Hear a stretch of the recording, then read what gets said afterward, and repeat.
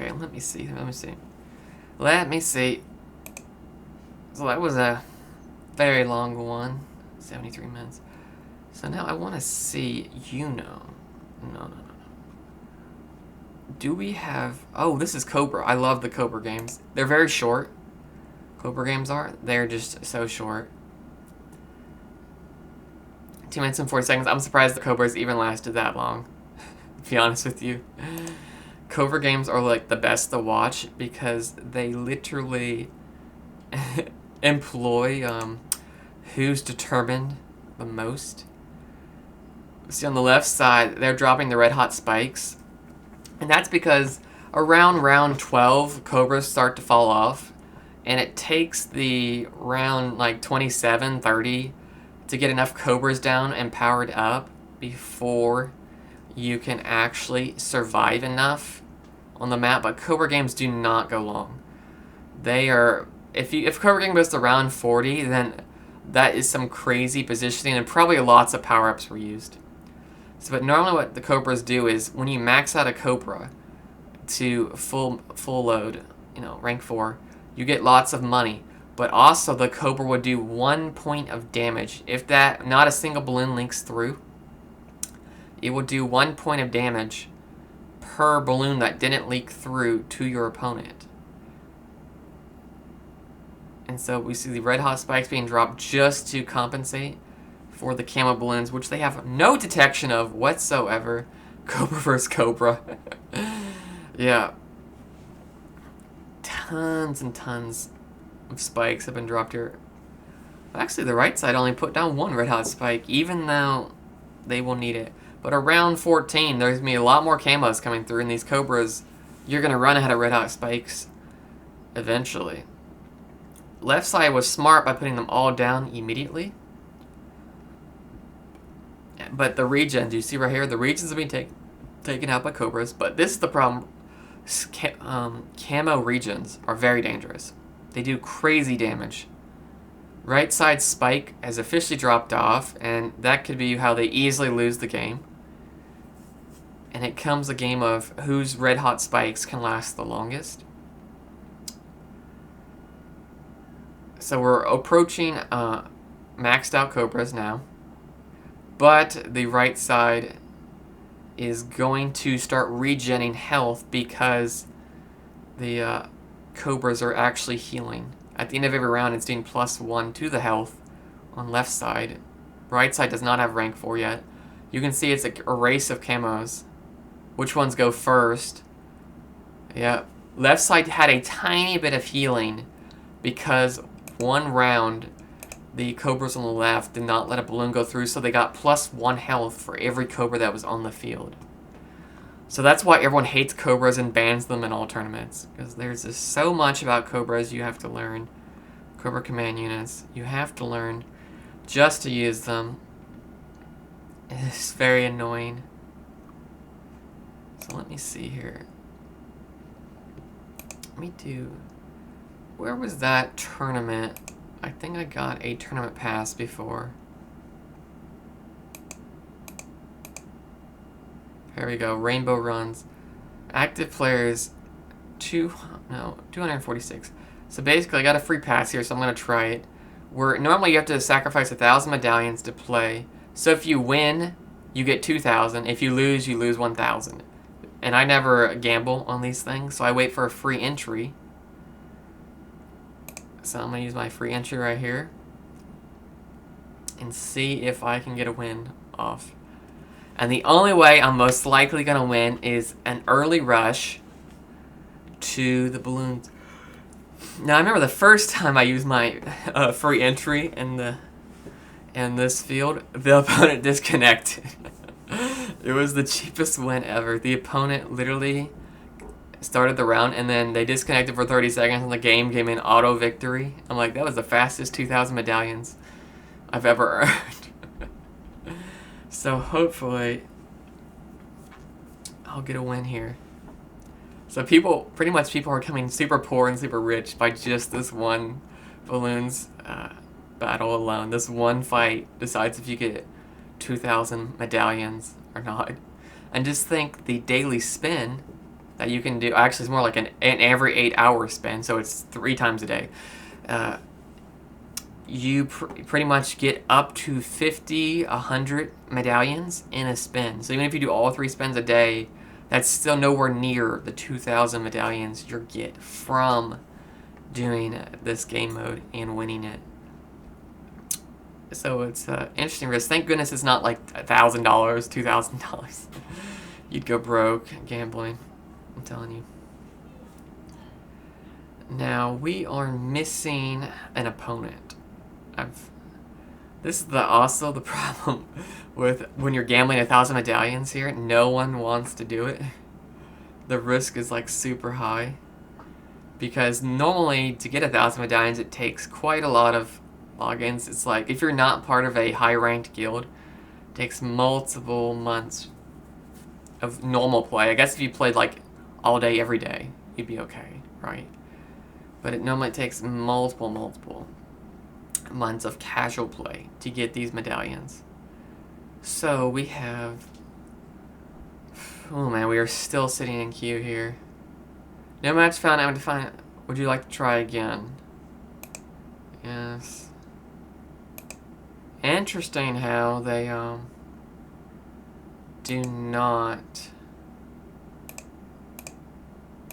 Yeah, that's what I was just checking. They don't keep you in queue forever. That's an interesting part. I find that actually quite interesting. Normally, when you queue up for regular non-ranked or non-gambling medallions on Bloons, they keep on queue literally forever until you find basically what your opponent or something. But this one, I may not get an opponent apparently.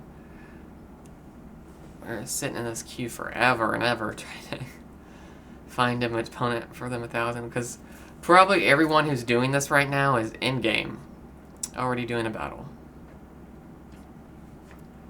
So it's about another minute here. Oh, no, about 30 seconds now. The name changed. So, inflating balloons hanging around. Yep, it's acting like it's loading something. That's what it usually does when the name changes a lot. I may have found an opponent, but then maybe not. So now I'm just waiting and waiting for the balloons. No, it's gonna time out on me again.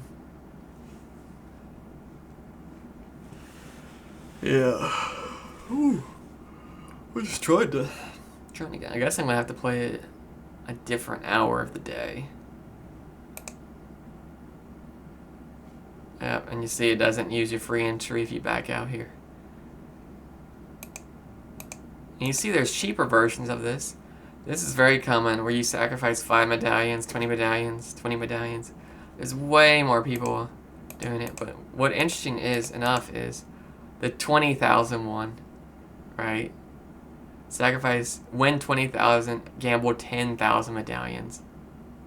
This is a limited time event. So now let me just do a regular. We'll do assault. Now this is what is quite interesting. The old school, which is what I prefer, no power-ups, no pay to win, 50 people. Classic rules, which allows pay to win, 1,332. You can tell where this game's market is at. Quite literally, this is the market for the game. So Classic is actually the best version of the game. It requires actual strategy, and you can't be slapping down red hot spikes and balloon power boosts and all that. Another popular version of the game is Bonanza, where you get like 4 times the income, the currency, the econ amount, the amount you get every 6 seconds is double. You can have special rules, you can have random mode, 3 random monkeys. It's a very popular mode, but it requires what, the $6.99, $7.99 purchase, which is basically, hey, you bought the game. If you play in Bonanza mode, it cuts out the fact that you have to play the game and unlock everything. You just pay like the $8 and then you queue up for someone in Bonanza mode, and everything's unlocked, fully powered up and everything. It's officially pay to win mode.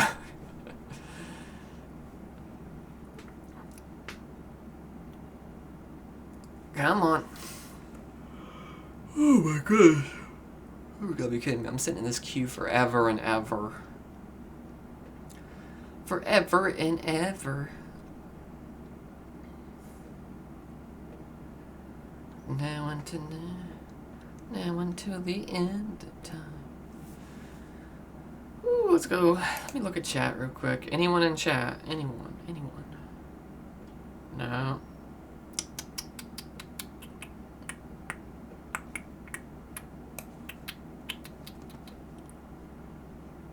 I got... What do they call... what do they call those people? In chat that just watch the lurkers. We got a couple lurkers. No one's... Oh, something's happening. Woohoo!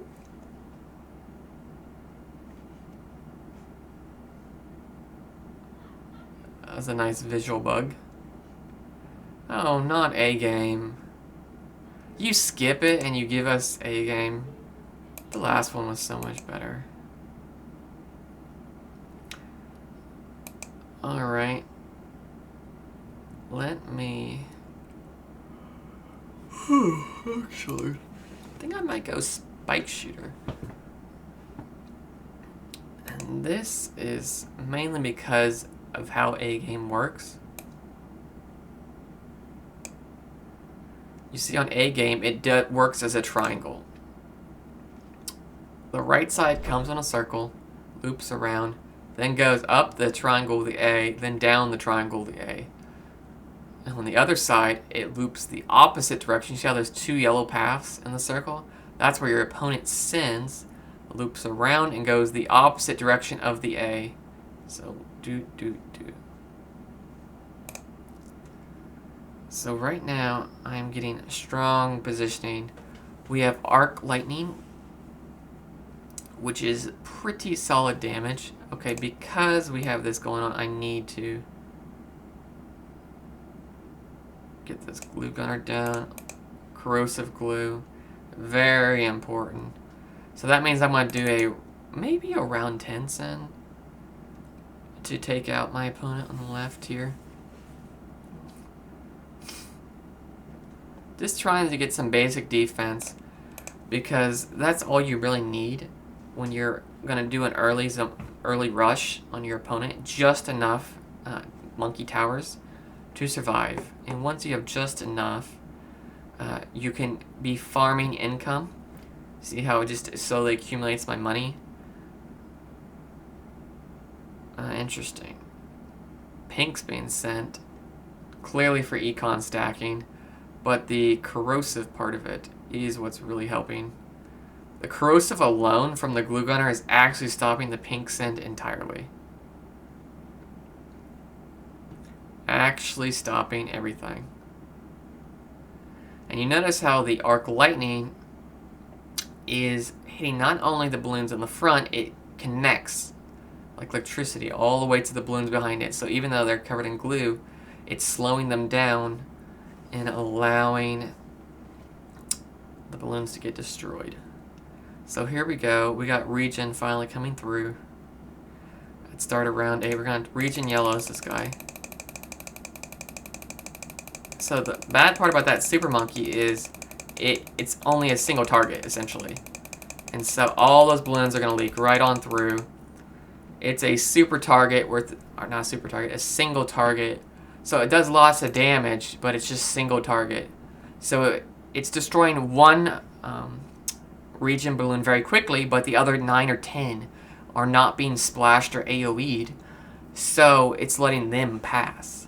It destroyed the one quickly, and then boom, everything else is not passing. So a good victory here. Let me just hop to Battle TV. Let's go see what's trending now.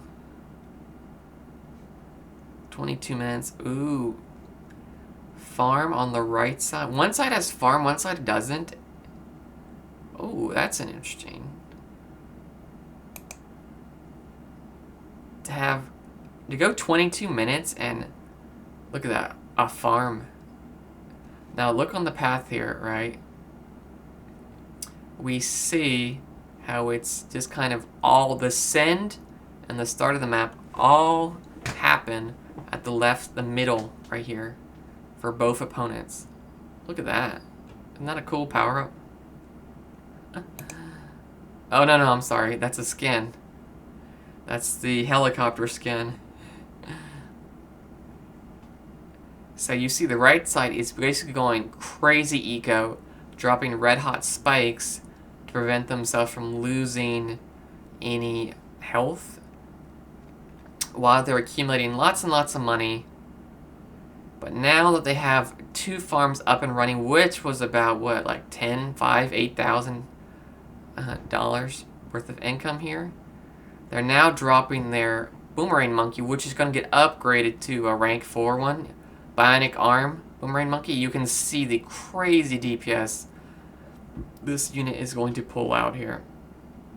It is just putting out so much DPS. This is effectively right where in its range enters its DPS tower range. It is destroying these balloons instantly. Now, that's pretty cool.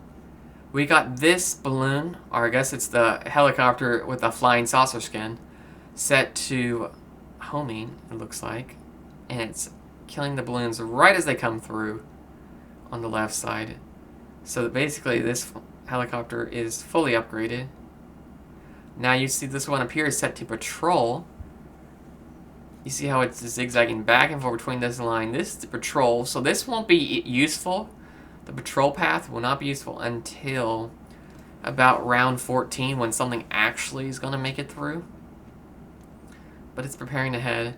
Now we have, and strangely enough, the corrosive glue has been dropped at the end of the path on the left, which is actually quite a waste. You want to drop corrosive glue early because otherwise it won't have time to do damage over time to actually damage the balloon you just applied corrosive property to. So it's very bad positioning on corrosive.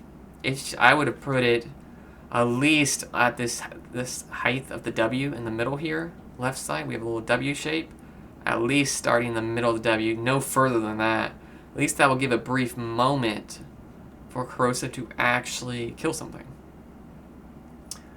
Now we got Sen coming from the left to get econ. We have 2 banana factories on the right. You can see that income, 1,800. You can see the income just slowly tank up, but it's all being reinvested into a 3rd banana factory. But crazy amount of income, 1,800 every 6 seconds times 3. So that's giving lots of money. As opposed to the left side, you can see they're cash starved. They're sitting at about 1,700 econ and 2,000 total income. Totally cash starved. Totally. Now, what's strange is, do you see that freeze monkey there? Why would they put only 1 down? Normally when you put down freeze towers right here, you put down the 3 towers at the same time. And what that'll do is the infinite CC combo of instantly freezing all the balloons where they can't move anymore. The only thing that could get past this is a log. Big red, big blue. Why they didn't do the 3 freezes, I don't really understand there. It would definitely be way more beneficial. And the 3 freezes aren't that expensive to pull off, and they also apply damage to the balloons as they come through. So every time it pops a freeze there, every balloon takes 1 layer of damage. And now mostly coming through right now is the Sen. You can see why they may position the Shinobi there, upgraded Shinobi just for the AoE that it has on the Shinobi. It seems like a good idea, but the 3 freeze is way more powerful. Now right side is going cash crazy right now.